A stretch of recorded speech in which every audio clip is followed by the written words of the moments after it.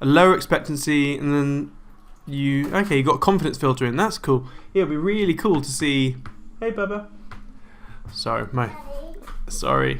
Yes, darling. I broke my waistband and I want you to fix it now. We don't talk like that, darling. Okay. Mummy's calling you. Can you go see Mummy? I'll look at your robot later. Okay. And later, please can you fix it later? Yes, I will. Don't forget. Okay. Right. Sorry. I'm working, darling. Can you go see Mummy? So sorry, guys. So yeah. So I just find it's just a me thing. I was dismissed a lot as a kid. Like, my parents were always too busy. I'm busy, go away. And so I'm trying to make a key effort to make sure I don't do that, if that makes sense. I don't know. Absolutely it does. Parenting's tough, isn't it? Yeah. It's like your ultimate job is don't pass on your shit that you went through, and don't pass on your current shit. Still be a parent. Yeah, exactly. It's nuts. So, and now he's crying. But, hey.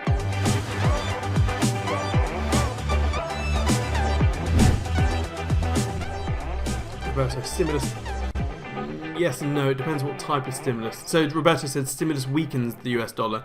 Does it not? Yes and no. It depends what type of stimulus there are that they're doing. So stimulus, yes, it dilutes the value of it, but it's not always priced into the market straight away. A lot of the time, when you dilute a currency, or if you trash an economy, there is a 6 to 18 month lag. Let's call it a year. It's like pregnancy. Something happens, something special happens between two people, and then the effects of that special moment pop out in 9 months. And the world is pregnant with huge amounts of tail risk at the moment. Huge amounts. You absolutely cannot ravage the world economy pretty much in every country and not bear the consequences of it all, i.e. an unplanned pregnancy, except the birth of this is going to be the freaking hellspawn. So the world is pregnant with the devil child at the moment. It really is. And everyone is a fool to believe that the market is just going to continue being happy as Larry. Like, we think, like, in the UK, we love to moan. We're a bunch of moaners, right? It's our nature. But we've had it pretty easy, to be fair. Like, imagine being in a country that didn't have a furlough scheme.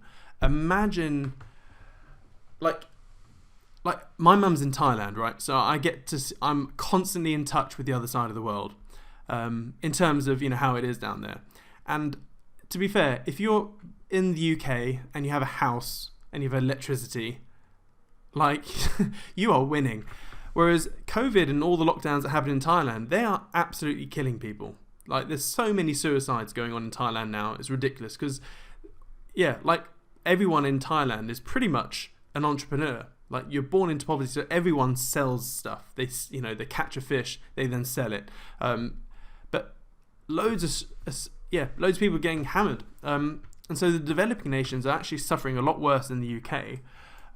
Or the US, but you just don't hear. Like, the Sun newspaper is never going to run a story on, what's it like in downtown Mogadishu or Bangladesh or wherever.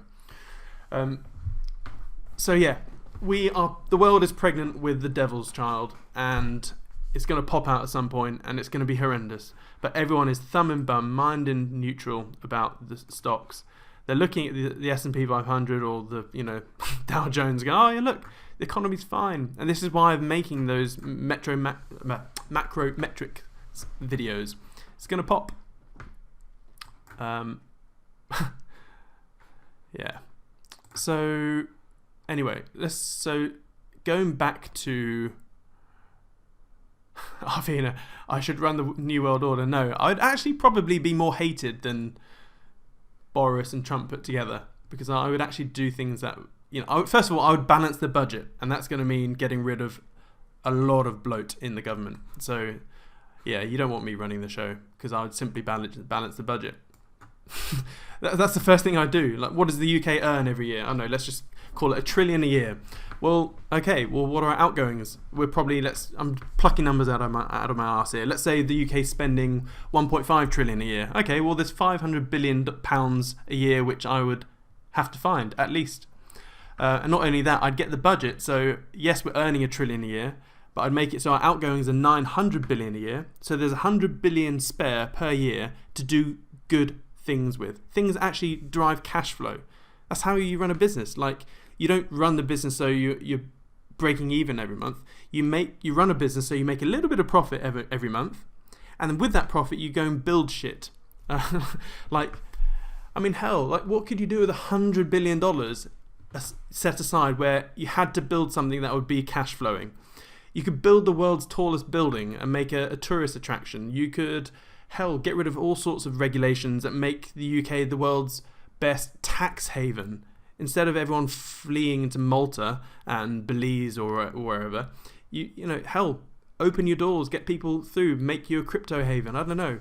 Yeah, HS2, get rid of that. Get Hyperloop in. There we go. Get in touch with Elon. Get Hyperloop. Get rid of, yeah. Anyway, moving on. You don't want me in power. I'd piss off a lot of people. So let's go back to the US dollar, because we haven't actually placed a trade yet.